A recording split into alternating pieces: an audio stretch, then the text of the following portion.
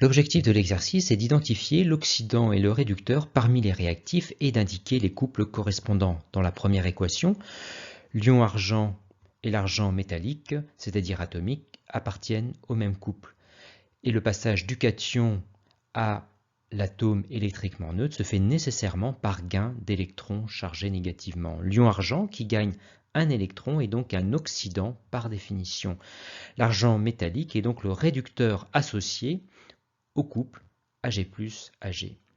La réaction ayant lieu entre un oxydant et un réducteur, H2 est donc nécessairement le réducteur appartenant à l'autre couple et H+, son oxydant associé. La réponse est donc apportée, mais vérifions quand même que l'on retrouve bien l'équation avec ces deux couples. On écrit les demi-équations dans le sens de la réaction, la première avec Ag+ à gauche, et avec une mole d'argent de chaque côté, la conservation de l'argent est assurée. Et pour assurer celle de la charge électrique, on ajoute un électron à gauche. De même pour la deuxième demi-équation avec H2 à gauche, un 2 ici pour avoir 2 moles d'hydrogène comme à gauche.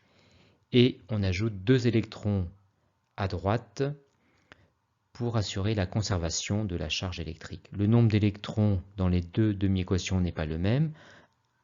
Le plus petit multiple commun à 1 et 2 étant 2, on multiplie la première par 2.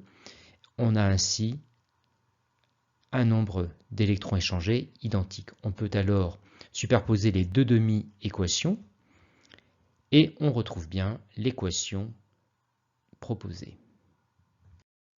Dans la deuxième équation, le cuivre métallique, c'est-à-dire atomique, et l'ion cuivre Cu2+, appartiennent au même couple.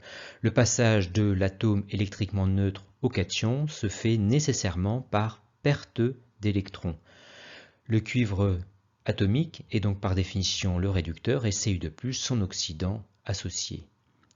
C'est le couple Cu2+Cu. La réaction ayant lieu entre un réducteur et un oxydant, S2O8 est donc nécessairement l'oxydant de l'autre couple et l'ion sulfate SO4 le réducteur associé. C'est le couple S2O8 SO4. Là encore, vérifions quand même que l'on retrouve bien l'équation avec ces deux couples. On écrit les demi-équations dans le sens de la réaction, ici avec le cuivre métallique à gauche, plus 2 électrons ici pour assurer la conservation de la charge électrique. Celle du cuivre est déjà assurée. Deuxième demi-équation avec l'ion S2O8 à gauche. Un 2 devant l'ion sulfate pour avoir 2 moles de soufre à droite comme à gauche et 2 x 4, 8 moles d'oxygène à droite comme à gauche. Et 2 électrons dans le membre de gauche pour avoir en tout 4 charges négatives comme à droite. Le nombre d'électrons dans les deux demi-équations étant le même, il suffit de superposer les deux demi-équations et on retrouve bien l'équation de la réaction.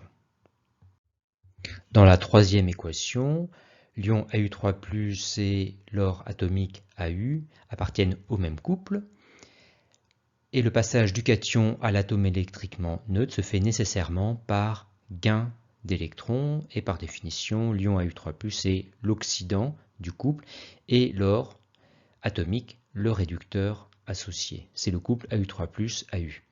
La réaction ayant lieu entre un oxydant et un réducteur, Fe2+ est nécessairement le réducteur de l'autre couple et Fe3+ l'oxydant associé. C'est le couple Fe3+ Fe2+.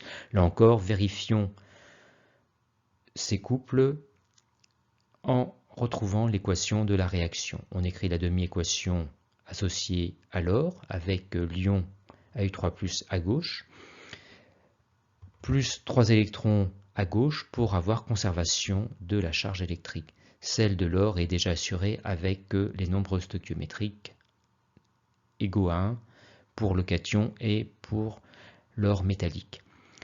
Deuxième demi-équation avec les ions Fe2+ à gauche. La conservation du fer est déjà assurée. On rajoute un électron à droite pour avoir 2 charges positives globalement comme à gauche. Le nombre d'électrons dans les deux demi-équations n'est pas le même. Le plus petit multiple commun de 1 et 3 étant 3, on multiplie la deuxième demi-équation par 3 pour avoir un nombre d'électrons échangés identique. Il reste à superposer les deux demi-équations et on retrouve bien l'équation proposée.